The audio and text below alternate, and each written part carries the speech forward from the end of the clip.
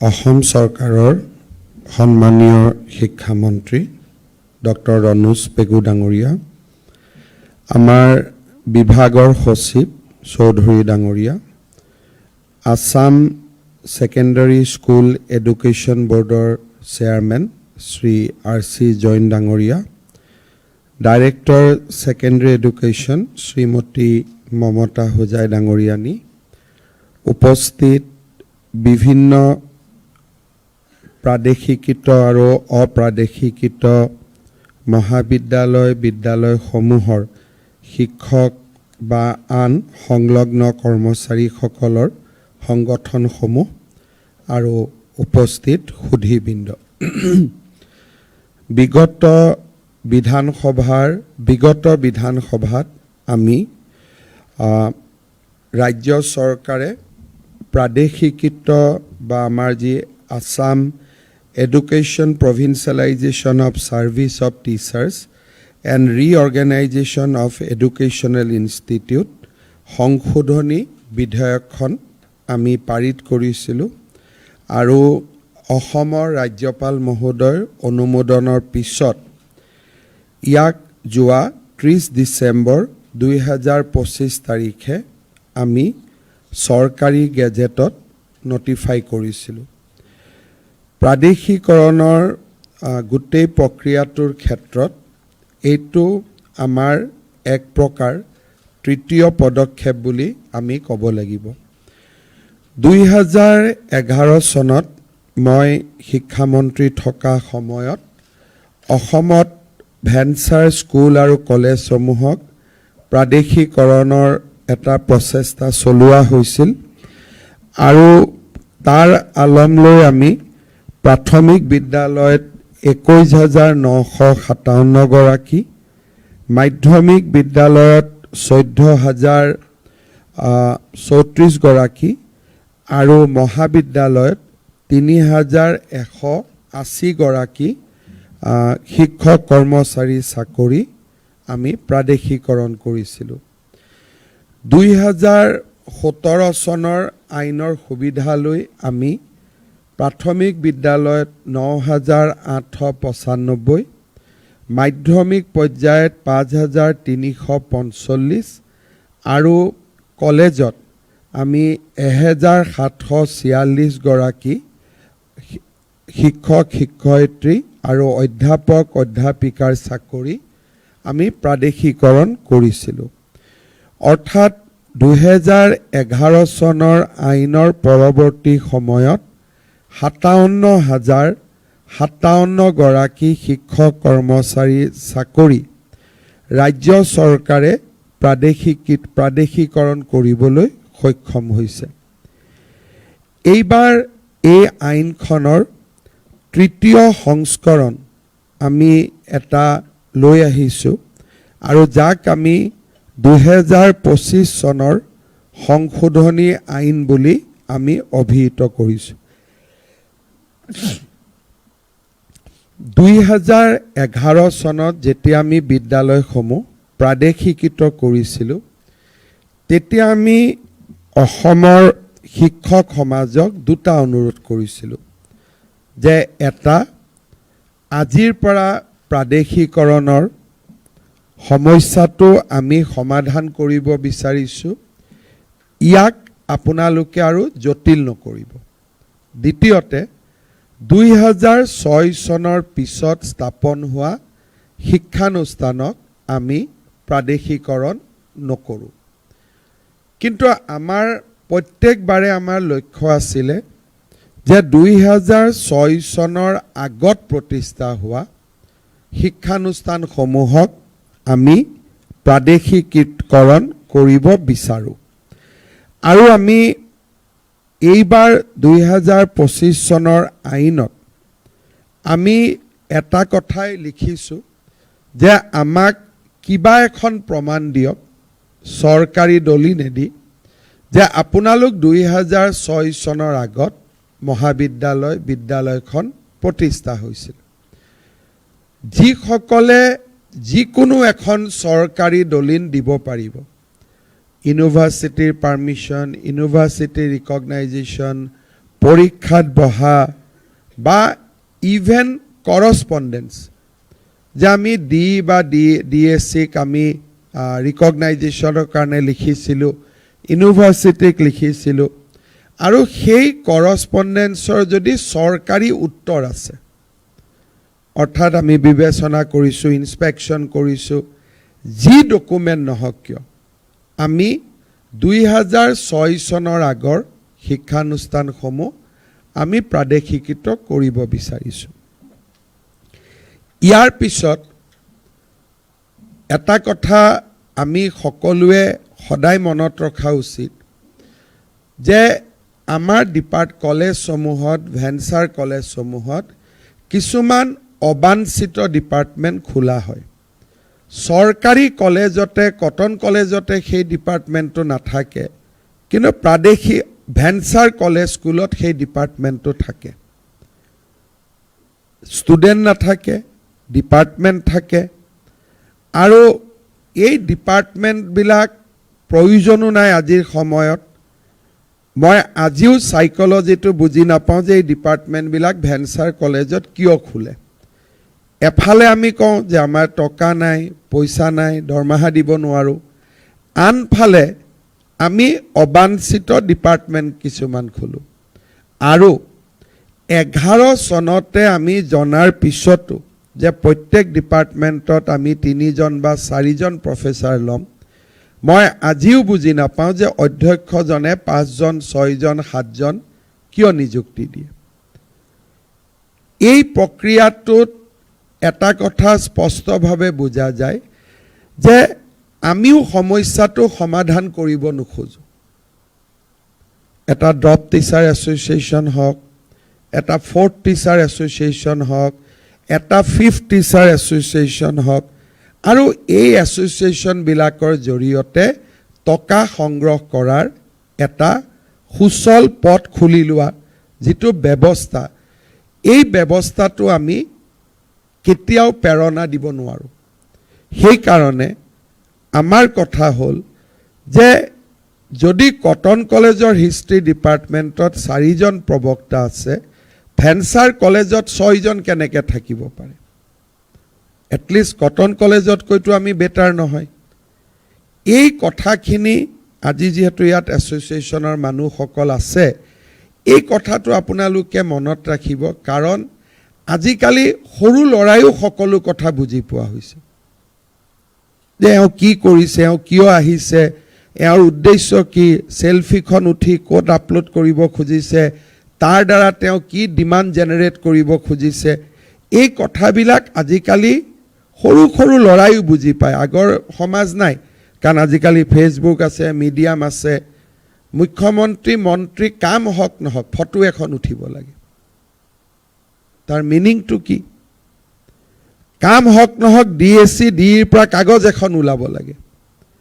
তাৰমানে আমি ক'ব নোৱাৰাকৈ প্ৰাদেশিকৃত মহাবিদ্যালয়ৰ শিক্ষক শিক্ষয়িত্ৰীসকলক আমিও শোষণ কৰোঁ। গুৱাহাটীত আহিবলৈ 200 টকা, অমুকত যাবৰ কাৰণে 500 টকা, এডুকেশ্যন মিনিষ্টাৰৰ PS-ক দিবৰ কাৰণে 1000 টকা, ডিএসসিক দিবৰ কাৰণে 2000 টকা। এই যিবিলাক পৰম্পৰা আছে, এই পৰম্পৰাবিলাক আমি শেষ কৰিলে এই সমস্যাবিলাক কেতিয়াবাই নোহোৱা হৈ যায়। যোৱাকালি মই শিক্ষামন্ত্ৰীক কৈছোঁ, 2010 চনৰ 11 চনৰ আইনত জল পটকৈ লিখা আছে যে 2010ৰ পিছত আৰু কোনো নিযুক্তি হ'ব নোৱাৰে। শিক্ষামন্ত্ৰী ডাঙৰীয়াই কৈছে এওঁলোকেতো 2020তো দিছে। তাৰ মিনিংটো কি? যে তাৰ মিনিংটো হ'ল যে আপোনালোকে কৰবাত নহয় কৰবাত সমস্যাটো সমাধান কৰিব নোখোজে। সচলত মাতিলোঁ, অমুকত মাতিলোঁ, তমুকত মাতিলোঁ। 1.5 লাখ চৰকাৰী চাকৰি আছে, অহাবাৰ আৰু 2 লাখ ওলাব। যি ল'ৰাই চাকৰি পাব ভেঞ্চাৰ স্কুল কলেজৰ থ্ৰুদি চাকৰি পাব নালাগে। অহাবাৰ আমি হিচাপ কৰিছোঁ, টোটেল আমাৰ গভৰ্ণমেণ্টৰ দিনত যাৰে চৰকাৰ হয় যেনেকৈ হওক, শিক্ষক আৰু প্ৰফেচাৰৰ চাকৰি আমি 75,000 মুকলি কৰি দিব পাৰিম।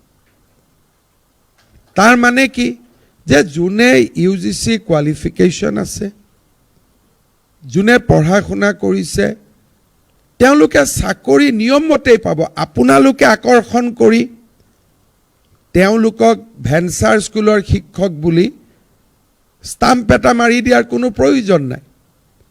ল'ৰা শুনা পঢ়িছে, চোকা কৰিছে, তেওঁলোকে নিশ্চিতভাৱে চৰকাৰী চাকৰি পাব। চৰকাৰী চাকৰি নাপালেও অসমত যি উদ্যোগীকৰণৰ ধুমুহা আহিছে, শিক্ষক নহ'লেও মই আন ভাল চাকৰি এটা পাম। আমি আইনৰ বিৰুদ্ধে কিয় যাওঁ? এতিয়া আপোনালোকে মোক কৈ আছে, ছাৰ 12টো খুলি দিয়ক, 13টো খুলি দিয়ক। মই খুলি দিলোঁ, কিন্তু গেৰেণ্টি কি 13টো খুলি দিয়াৰ পিছত আপোনালোকে 14-15টো খুলিব নক'ব? যদি মই 25ও খুলি দিওঁ, আপোনালোকে অহাকালি 26-27 কৰি ল'ব।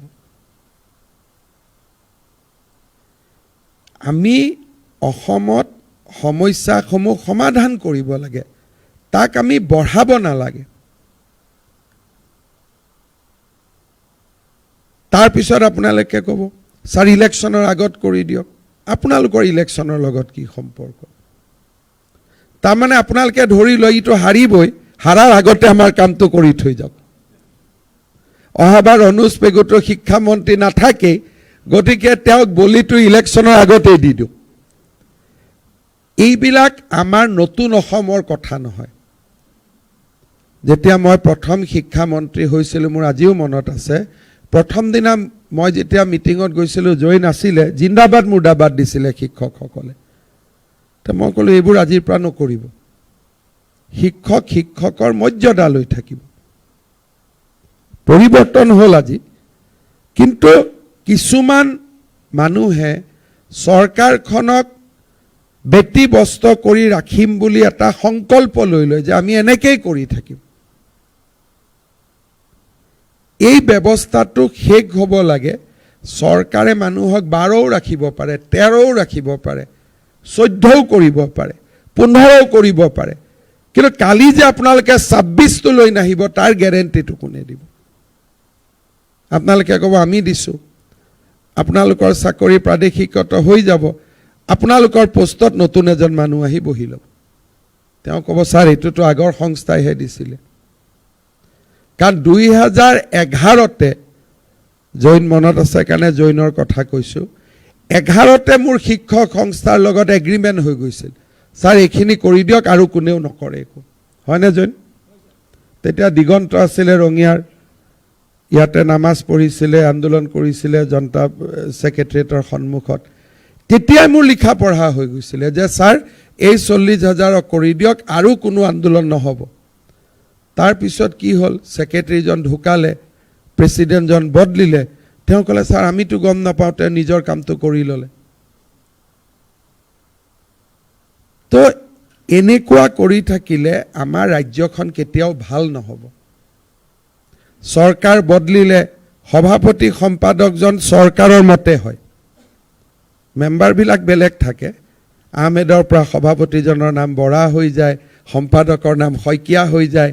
আকৌ যদি বেলেগ চৰকাৰ আহে, সভাপতি সম্পাদকজনৰ নাম ইছলাম হুছেইন হৈ যাব। এই যিবিলাক কাম আমি কৰি নিজকেও ব্যস্ত ৰাখোঁ, ভাবোঁ যে আমি সকলোকে এনেকৈ চলাব পাৰিম, এইটো নহয়। কাৰণ এতিয়া AI আহিলে, মানুহে ছেটেলাইটতে চাই থাকিব পাৰে যে আপোনালোকে ক্লাছত আছে নে নাই। ইমানবিলাক সুবিধা নতুন নতুন আহি থাকিলে, সেইকাৰণে মই প্ৰত্যেক দিনাই কওঁ ভেঞ্চাৰ স্কুলবিলাক, কলেজবিলাক সমস্যা হ'ব নালাগে। চৰকাৰৰ কাৰণে ই এটা সম্পদ হ'ব লাগে যে ছাৰ এইখিনি কাম কৰি দিয়ক, আমি আৰু আপোনালোকক কেতিয়াও দিগদাৰী নকৰোঁ। এইটো কেতিয়া হ'ব?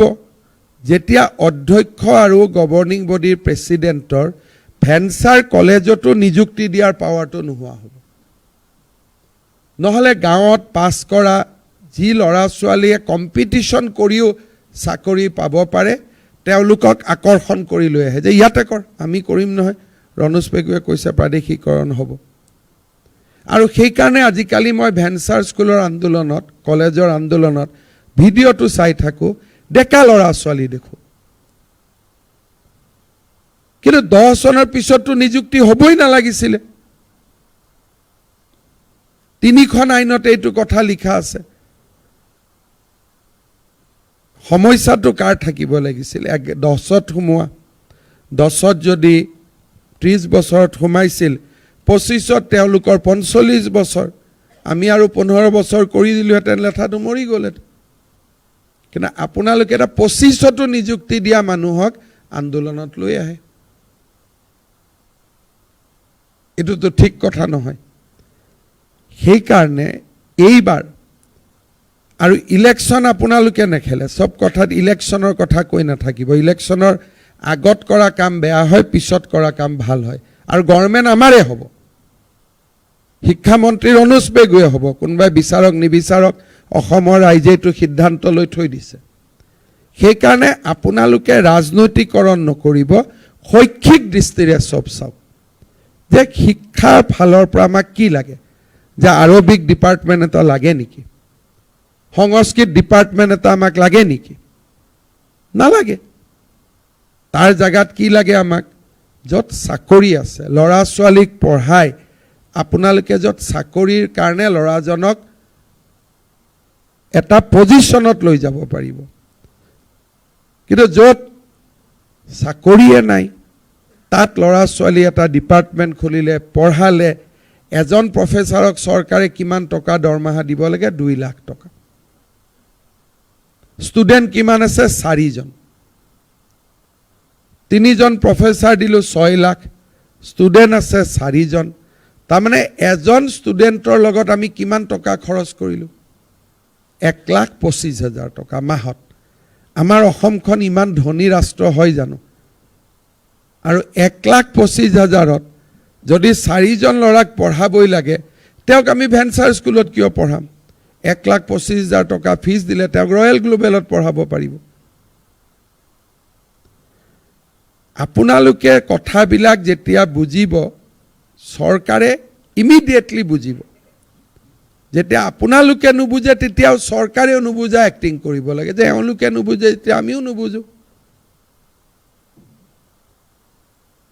যেতিয়া আপোনালোকে বুজিব আমিও বুজিম আমি বুজিলে আপোনালোকে বুজিব কাৰণ চৰকাৰ আৰু ৰাইজটো বেলেগ নহয় চৰকাৰ আৰু ৰাইজ একেই ইয়াততো দুটা পাৰ্থক্য নাই সেইটো কাৰণে এইবাৰ যিটো পৰ্টেলত সোমাব তাক ফাইনেল হিচাপে সোমাই দিও যে ইয়াৰ পিছত আৰু আমাৰ কোনো বাকি নাই আমি পৰ্টেলত সোমাইছো ঠিক আছে 6 চনৰ আগত কলেজ বলে স্যাৰ 10ৰ পিছতো অলপ 11-12ত শিক্ষক সোমালে আমি পৰ্টেলত সুবিধা দিছো আপোনালোকে ফিল আপ কৰক কোনো আপত্তি নাই আমি চাই লওঁ 11ত নো আপোনালোকে কাক ললে 12ত নো কাক ললে 13ত নো কাক ললে 14ত নো কাক ললে 15ত নো কাক ললে আপোনালোকে সোমাওক আমি চাই লওঁ কি আছে কি নাই আমি গোটেইখিনি ডেটা এইবাৰ আমি ক্যাপচাৰ কৰিম আৰু ইয়াৰ পিছত আৰু নতুন যাতে আমি আৰু এটা কাহিনী আৰম্ভ কৰিব নোৱাৰো পৰ্টেলটোত কিবা অসুবিধা হ'ব শিক্ষামন্ত্ৰীৰ লগত কথা পাতিব বলে এটো সোমাব পৰা নাই এটো দিব পৰা নাই আৰু আমি বহুত ফ্লেক্সিবল হৈ আছো যে 6ৰ আগৰ যিকোনো এখন প্ৰমাণ দিয়ক কনকাৰেন্স নালাগে পাৰমিশন নালাগে মাটিৰ কাগজ কেনি হলেও হল বলে 6ৰ আগত আপোনালোকৰ তাতে কোনোবা এজন ইনস্পেকশনত আহিছিল তাৰো পুৰণা ফটোখনে ৰিপৰ্টখনে দি দিয়ক হেতু আমি চাই লম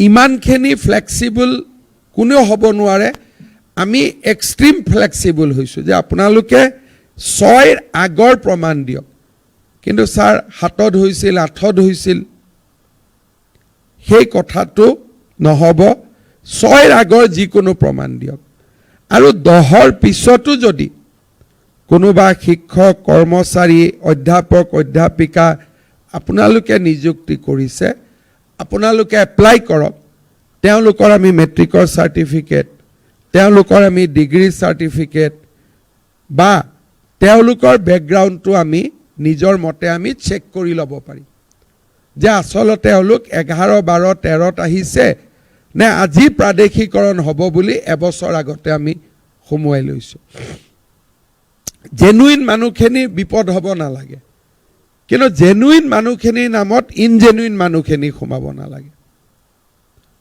সেইকাৰণে আপোনালোকে ইয়াতে গোটেইখিনি ডাটা লৈ আপোনালোকে আবেদন কৰক যি আছে পৰ্টেলত আপোনালোকে লিখক আমি লাহে লাহে বহি আমি এই সমস্যাটো ওয়ান্স ফৰ অল আমি সমাধান কৰি দিব খুজিছোঁ যাতে এই সমস্যাটোৱে অসমখনক সদায় কষ্ট দি নাথাকে আৰু মই আশা কৰোঁ যে আপোনালোকে কথাখিনি বুজিব খুব ধুনীয়াকৈ নিজৰ কথাখিনি লিখিব আৰু এই কথাবিলাক আপোনালোকে লিখা তথ্যখিনি আমি পৰীক্ষা কৰি যোন সঁচা অৰ্থত প্ৰাদেশিকৃত হ'ব লাগে তাক আমি প্ৰাদেশিকৰণৰ ব্যৱস্থা কৰিম আৰু আপোনালোকে আপোনালোকৰ এছ'চিয়েশ্যনৰ মেম্বাৰ সকলোকো ক'ব ঘৰত বহি এইটো আপলোড কৰিব পাৰিব দিছপুৰত অহা যোৱা কৰি থাকিব নালাগে মিটিঙত গ'লে কোনো মেমৰেণ্ডাম দিয়াৰ প্ৰয়োজন নাই আমি আপোনালোকে কথা ক'ব পৰা আপোনালোকক আমি প্লেটফৰ্ম এটা কৰি দিছোঁ যি ক'ব লাগে ইয়াতে কওক যাতে আমি গোটেই পৰিৱেশটো এটা গম পাওঁ যোৱাকালি অজন্তা নেওগ ডাঙৰীয়ানীয়ে এটা যিটো তেওঁৰ বাজেট দিছে বহুত শিক্ষক শিক্ষয়িত্ৰী থাকিব কিবা বিভিন্ন কাৰণত তেওঁলোকৰ প্ৰাদেশিকৰণ নহয়গৈ হয় চাৰ্টিফিকেট নাই কোৱালিফিকেশ্যন নাই ষ্টুডেণ্ট নাই বিভিন্ন কাৰণে তেওঁলোক কেতিয়াও নাহিবগৈ আমি তেওঁলোকৰ কাৰণেও এবাৰ এটা নতুন স্কিম আনিছোঁ নামটো দিছোঁ গুৰু দক্ষিণা আমি তেওঁলোকক এটা ফাইনেন্সিয়েল পেকেজ দিম বোলে তেওঁ আছিলে কিন্তু তেওঁৰ কোনো কাগজ নাই কোনো প্ৰকাৰে তেওঁ আইনত সোমাব নোৱাৰে তেওঁলোককো আমি এইবাৰ ফাইনেন্সিয়েল ছাপৰ্ট এটা দি আমি তেওঁলোককো আমি ৰাস্তা এটা উলিয়াই দিব খুজিছোঁ যে আপোনালোকে আৰ্থিক অনুদান এটা লওক আৰু আপোনালোকে নিজৰ জীৱনটো নতুনকৈ আৰম্ভ কৰক যিকোনো প্ৰকাৰে আইনৰ ভিতৰত নাহে ৰিলেক্সেশ্যন দিলেও নাহে বোলে 11 দিলোঁ নাহে 12 দিলোঁ নাহে 13 দিলোঁ নাহে 14 দিলোঁ নাহে বোলে তেওঁলোকক থাৰ্ড পোষ্ট বোলে ঠিক আছে থাৰ্ড পোষ্ট দিলোঁ ফ'ৰ্থ দিলোঁ ফিফ্থ দিলোঁ তাৰ পিছতো 6 ওলালে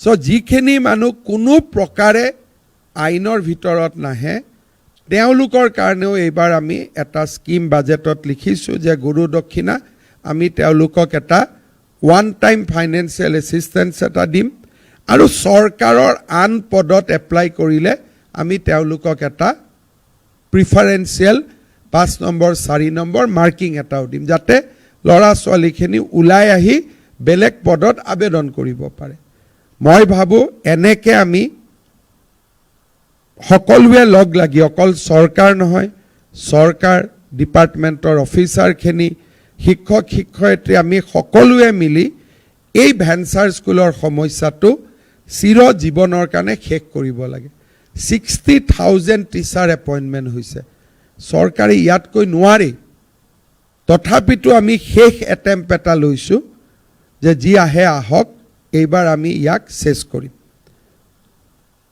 আৰু তাৰ পিছত আপোনালোকে আৰু এছ'চিয়েশ্যন কৰি নাথাকিব এইটোৱে আপোনালোকৰো সমস্যাৰ সৃষ্টি কৰে এইবাৰ এছ'চিয়েশ্যন প্ৰাদেশিকৰণ ভেঞ্চাৰ এই গোটেই শব্দকেইটা আমি বাদ দিব লাগিব যে আৰু এইকেইটা শব্দ অসমত নাই যি আছে এইবাৰে আমি চেছ কৰিম তাৰ পিছত কৰ্মচাৰী পৰিষদ আছে প্ৰাথমিক শিক্ষক সন্মিলনী আছে এইবিলাক কৰি থাকক যি কৰ্মচাৰীৰ এছ'চিয়েশ্যন আছে কিন্তু এখন পেজ ছপাই ল'লোঁ তাৰ পৰা কালেকশ্যন এইবিলাকৰ ৰাস্তাবিলাকো আৰু আমি বন্ধ কৰি দিব লাগে কাৰণ কোনো প্ৰেচিডেণ্ট ছেক্ৰেটাৰীটো নিজৰ খৰচত দিছপুৰত আহিবই নোৱাৰে আজিকালি অহা যোৱা কৰোঁতেই ধেমাজিৰ পৰা কিমান টকা লাগে দাদা